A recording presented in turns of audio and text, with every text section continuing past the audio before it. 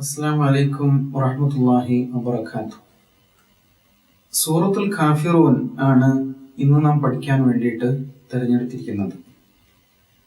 സൂറത്തുൽ കാഫിറൂൻ സൂറത്തുൽ ഇഖ്ലാസിന്റെ ഇണയാണ് എന്ന് പറയാം. സൂറത്തുൽ ഇഖ്ലാസ് പഠിച്ചപ്പോൾ അതോട് ചേർത്തുകൊണ്ട് സൂറത്തുൽ കാഫിറൂനിനെ നാം പരിചയപ്പെട്ടിട്ടുണ്ട്. പല നമസ്കാരങ്ങളിലും ഒന്നാമത്തെ റക്അത്തിൽ അൽ കാഫിറൂനും രണ്ടാമത്തേതിൽ അൽ ഇഖ്ലാസും പാരായണം ചെയ്യാൻ നബി സല്ലല്ലാഹു അലൈഹി വസല്ലം നിർദ്ദേശിച്ചതായിട്ട് നേരത്തെ ഓർമ്മപ്പെടുത്തിയത് നിങ്ങളുടെ മനസ്സിലുണ്ടാവും. വിത്ർ നമസ്കാരം, അതുപോലെ തവാഫിന് ശേഷമുള്ള 2 റക്അത്ത്, വ്യാഴാഴ്ച മഗ്രിബ് നമസ്കാരം, പൊതുവെ സുന്നത്ത് നമസ്കാരങ്ങൾ, ഇങ്ങനെ പല സന്ദർഭങ്ങളിലും ഈ 2 സൂറകൾ ചേർത്ത് നാം പാരായണം ചെയ്യാൻ നിർദ്ദേശിക്കപ്പെട്ടിട്ടുണ്ട്. അപ്പൊ അതിൽ നിന്ന് തന്നെ സൂറത്തുൽ കാഫിറൂനിന്റെ പ്രാധാന്യം നമുക്ക് മനസ്സിലാക്കാൻ കഴിയും. അൽ കാഫിറൂൻ എന്ന വാക്കിന്റെ അർത്ഥം നിഷേധികൾ എന്നാണ്, അല്ലെങ്കിൽ സത്യനിഷേധികൾ എന്ന് ആ വാക്കിന് അർത്ഥം പറയാം. അൽ കാഫിറൂൻ എന്നു പേരുള്ള അധ്യായം എന്നാണ് സൂറത്തുൽ കാഫിറൂൻ എന്ന് പറയുമ്പോൾ ഉദ്ദേശിക്കുന്നത് എന്ന് നമുക്കറിയാം. സൂറത്തുൽ കാഫിറൂനിന് ഒരു അവതരണ പശ്ചാത്തലമുണ്ട്. റസൂൽ സല്ലല്ലാഹു അലൈഹി വസല്ലം മക്കയിൽ ഇസ്ലാമിക പ്രബോധന പ്രവർത്തനങ്ങൾ നടത്തിക്കൊണ്ടിരിക്കുകയാണ്. ഒറ്റപ്പെട്ട ആളുകൾ ഇസ്ലാമിലേക്ക് കടന്നു വരുന്നു.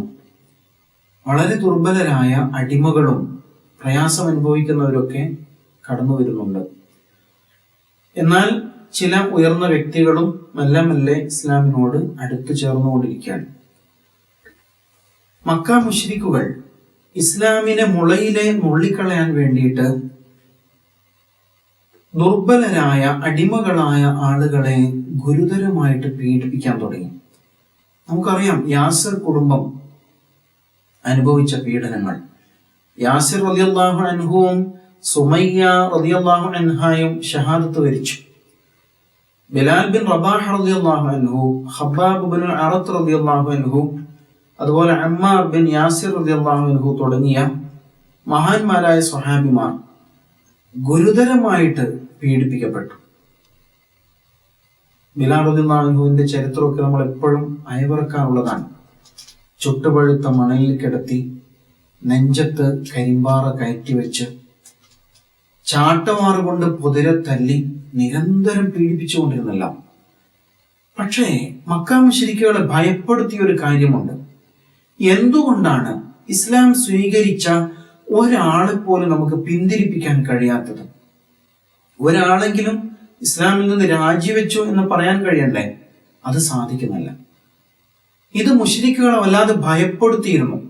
ഈമാനിന്റെ കരുത്ത് അവരെ വല്ലാതെ പ്രയാസപ്പെടുത്തിയിരുന്നു എന്നുള്ളതാണ്.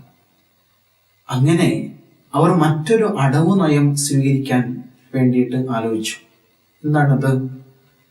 നബി സല്ലല്ലാഹു അലൈഹി വസല്ലമയുമായിട്ടൊരു സന്ധി സംഭാഷണം നടത്താം. അങ്ങനെ ഉണ്ടല്ലോ, ഞെക്കിക്കൊല്ലാൻ കഴിയുന്നില്ലെങ്കിൽ നക്കിക്കൊല്ലുക എന്നൊരു പ്രയോഗമുണ്ട് മലയാളത്തിൽ.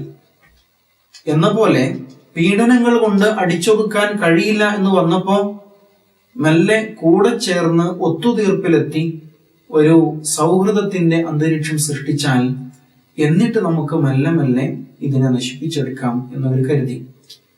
അങ്ങനെ പല ഘട്ടങ്ങളിലായിട്ട് നബി സല്ലല്ലാഹു അലൈഹി വസല്ലമയെ ഖുറൈശി പ്രമുഖന്മാരുടെ സംഘങ്ങൾ സന്ദർശിച്ചതായി നമുക്ക് ചരിത്ര ഗ്രന്ഥങ്ങളിൽ കാണാം. ഇബ്നു സീരീൻ റിപ്പോർട്ട് ചെയ്യുന്ന ഹദീസിലും, അതുപോലെ ഇബ്നു അബ്ബാസ് റളിയല്ലാഹു അൻഹുവിന്റെ ഹദീസിലൊക്കെ അതുമായി ബന്ധപ്പെട്ട ഒരുപാട് വിശദീകരണങ്ങൾ നമുക്ക് ലഭിക്കുന്നുണ്ട്.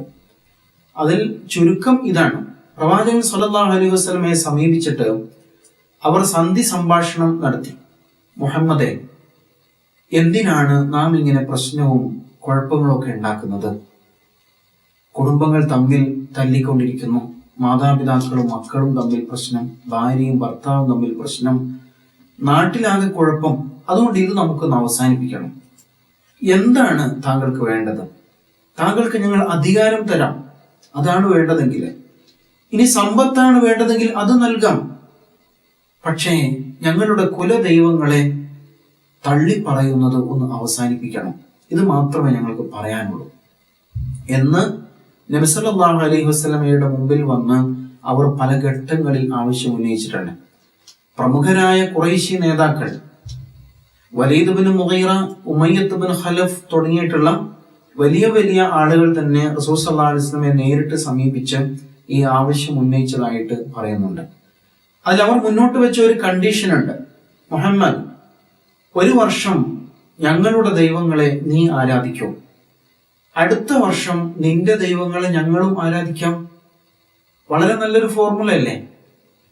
അങ്ങനെയുണ്ട് ചില കോംപ്രമൈസ് ശ്രമങ്ങൾ. കേട്ടാൽ വളരെ സുന്ദരമായിട്ട് തോന്നും. 1 വർഷം എന്നും 1 മാസം എന്നും വ്യത്യസ്ത റിപ്പോർട്ടുകളുണ്ട്. എന്തായാലും ഇതാണ് അവർ മുന്നോട്ട് വെച്ച ഒരു ഫോർമുല. 1 വർഷം ഞങ്ങളുടെ ദൈവത്തെ നീ ആരാധിക്കുക, അടുത്ത വർഷം നിന്റെ ദൈവത്തെ ഞങ്ങളും ആരാധിക്കാം എന്ന് പറഞ്ഞു.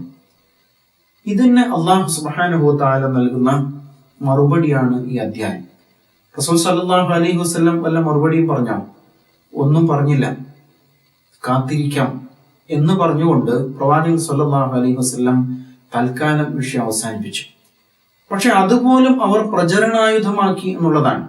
മുഹമ്മദിന്റെ മനസ്സിൽ എന്തോ ഒരു മാറ്റം ഉണ്ടായിട്ടുണ്ട്, തീർച്ചയായും നമുക്ക് പ്രതീക്ഷയുണ്ട് എന്നവർ കരുതി. എന്നിട്ട് അവർ പ്രചരിപ്പിച്ചു. അങ്ങനെ അബിസീനിയയിലേക്ക് പോയ വിശ്വാസികൾ മക്കയിൽ എന്തൊക്കെയോ ഒത്തുതീർപ്പ് ശ്രമം നടക്കുന്നു എന്ന് കരുതിയിട്ട് തിരിച്ചു വന്ന സംഭവം വരെ ഉണ്ടായി. യഥാർത്ഥത്തിൽ എന്തുകൊണ്ടാണ് പ്രവാചകൻ സല്ലല്ലാഹു അലൈഹി വസല്ലം ഉടനെ മറുപടി പറയാതിരുന്നത്? അത് സാധ്യമല്ല എന്ന് പറയണ്ടേ? എന്തുകൊണ്ടാണ് പറയാതിരുന്നത്? അത് പ്രവാചകൻ സല്ലല്ലാഹു അലൈഹി വസല്ലമയുടെ ഒരു നിലപാടിന്റെ ഭാഗമായിരുന്നു. ഒരു കീഴുദ്യോഗസ്ഥന്റെ മുമ്പിൽ ഒരു അപേക്ഷയുമായിട്ട് ആരെങ്കിലും ചെന്നാൽ അയാൾ പെട്ടെന്ന് നടക്കില്ല എന്നല്ല പറയാം. അയാൾ പറയും, ഞാൻ മുകളിലോട്ട് അയക്കട്ടെ, എന്നിട്ട് മറുപടി വന്നിട്ട് വിവരം അറിയിക്കാം എന്ന് പറയുന്ന ഒരു ശൈലി ഉണ്ടല്ലോ. ആ രീതിയാണ് അവിടെ യഥാർത്ഥത്തിൽ റസൂൽ സല്ലല്ലാഹു അലൈഹി വസല്ലം സ്വീകരിച്ചത്. അല്ലാതെ ശിർക്കും തൗഹീദും തമ്മിൽ ഒരു കോംപ്രമൈസ് ആകാം, നഊദു ബില്ലാഹ്, അങ്ങനെ ഒരിക്കലും റസൂൽ സല്ലല്ലാഹു അലൈഹി വസല്ലം ഉദ്ദേശിക്കുകയില്ല എന്ന് നമുക്കറിയാം. ഇവിടെ എന്താണ് അടിസ്ഥാന പ്രശ്നം?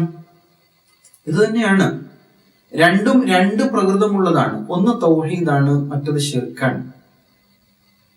ഒന്ന് അള്ളാഹുവിലുള്ള അചഞ്ചലമായ വിശ്വാസമാണ്, മറ്റേത് അള്ളാഹു അല്ലാത്ത മനുഷ്യനിർമ്മിതമായ കാഴ്ചപ്പാടുകളുടെ മാറാപ്പുകളാണ്. ഒന്ന് സത്യമാണ്, മറ്റേത് അസത്യമാണ്. ഒന്ന് നീതിയാണ്, മറ്റേത് അനീതിയാണ്. ഇരുളും വെളിച്ചവും പോലെ, രാവും പകലും പോലെ തികച്ചും 2ആണ്. അതുകൊണ്ട് തന്നെ ഇവ രണ്ടും തമ്മിൽ ഒരു ഒത്തുതീർപ്പ് എന്ന് പറയുന്നത് അസാധ്യമാണ്.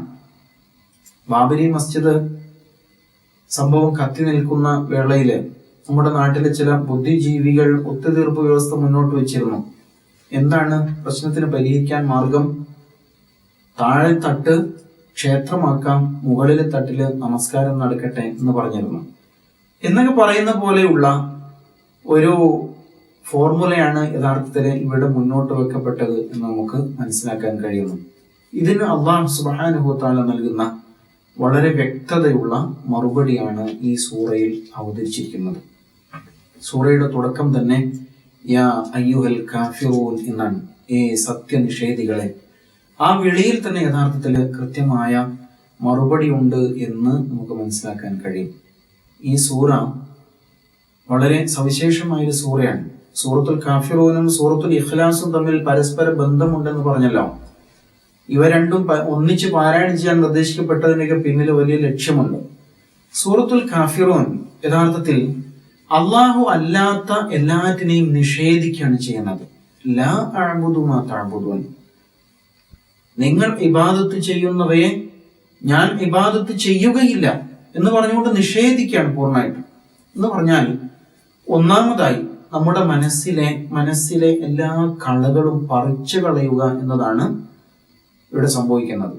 അള്ളാഹുവെ മാത്രം പ്രതിഷ്ഠിക്കുവാൻ വേണ്ടിയിട്ട്. അങ്ങനെയാണല്ലോ, ഭൂമി കൃഷിയോഗ്യമാക്കുമ്പോൾ ആദ്യം അതിലെ കളകൾ മുഴുവനും നമ്മൾ പറിച്ചെടുത്ത് കളയും. കല്ലും അതുപോലെ എല്ലാം എടുത്തു കളഞ്ഞിട്ട് പിന്നെയാണ് അവിടെ മണ്ണിൽ വളം ചേർത്ത് ഫലഭൂയിഷ്ഠമാക്കിയതിനു ശേഷം അതിൽ വിത്ത് മുളപ്പിക്കുന്നത്. എന്ന പോലെ മനസ്സിലെ എല്ലാ കളകളും പൂർണ്ണമായും നീക്കിക്കളയുക എന്നതാണ് സൂറത്തുൽ കാഫിറൂന്റെ ലക്ഷ്യം. എന്നിട്ട് ഖുൽ ഹുവ അല്ലാഹു അഹദ്, ഏകനായ അള്ളാഹുവെ മാത്രം മനസ്സിൽ പ്രതിഷ്ഠിക്കുക എന്നതാണ്. കലിമത്ത് തൗഹീദിന് ഈ രണ്ട് വശമുണ്ടല്ലോ. ഒന്നാമത്തെ ഭാഗം നിഷേധാത്മകമാണ്, രണ്ടാമത്തേത് ക്രിയാത്മകമാണ്. ലാ ഇലാഹ, ഒരിലാഹുമില്ല എന്ന് പറയുമ്പോൾ ഞാൻ ഒന്നിനെയും അംഗീകരിക്കാൻ സന്നദ്ധനല്ല എന്ന നിഷേധിയുടെ ഭാവമാണ് വിശ്വാസിയുടെ മനസ്സ് ആദ്യം ഉൾക്കൊള്ളുന്നത്. എന്നിട്ട് ഇല്ലല്ലാഹ്, അല്ലാഹു അല്ലാതെ എന്ന് ചേർത്ത് പറയാണ്. അള്ളാഹു മാത്രം പ്രതിഷ്ഠിക്കുക എന്നാണ്. അങ്ങനെ പറയുമ്പോൾ സൂറത്തുൽ കാഫിറൂൻ കലിമത്തു തൗഹീദിന്റെ ലാ ഇലാഹ എന്ന ഭാഗത്തെയും സൂറത്തുൽ ഇഖ്ലാസ് കലിമത്തു തൗഹീദിന്റെ ഇല്ലല്ലാഹ് എന്ന ഭാഗത്തെയുമാണ് ചേർത്ത് വെക്കുന്നത്.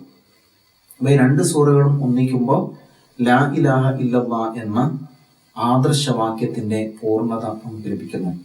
ഇങ്ങനെ വളരെ സവിശേഷമായ ഒരു അധ്യായം എന്ന നിലക്ക് സൂറത്തുൽ കാഫിറൂനെ പഠിക്കുവാനും ജീവിതത്തിൽ നിലപാടുകൾ സ്വീകരിക്കുമ്പോൾ, നിലപാടുകൾ സ്വീകരിക്കുമ്പോൾ സൂറത്തുൽ ഇഖ്ലാസിലെ ആ നിഷേധാത്മക വശം കൂടി മുൻനിർത്തിക്കൊണ്ട്, അള്ളാഹുവെ മാത്രം മുൻനിർത്തിക്കൊണ്ട് നിലപാടുകൾ സ്വീകരിക്കുവാനും നമുക്ക് കഴിയണം.